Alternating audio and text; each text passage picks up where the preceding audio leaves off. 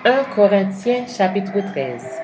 Quand je parlerai les langues des hommes et des anges, si je n'ai pas la charité, je suis un airain qui résonne ou une cymbale qui retentit. Et quand j'aurai le don de prophétie, la science de tous les mystères et toute la connaissance, quand j'aurai même toute la foi jusqu'à transporter des montagnes, si je n'ai pas la charité, je ne suis rien.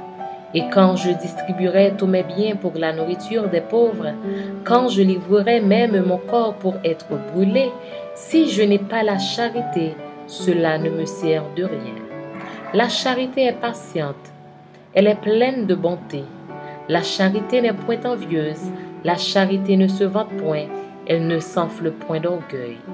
Elle ne fait rien de malhonnête, elle ne cherche point son intérêt, elle ne s'irrite point, elle ne soupçonne point le mal, elle ne se réjouit point de l'injustice, mais elle se réjouit de la vérité. Elle excuse tout, elle croit tout, elle espère tout, et elle supporte tout. La charité ne périt jamais.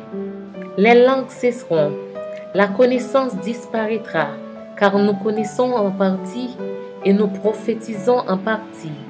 Mais quand ce qui est parfait sera venu, ce qui est partiel disparaîtra.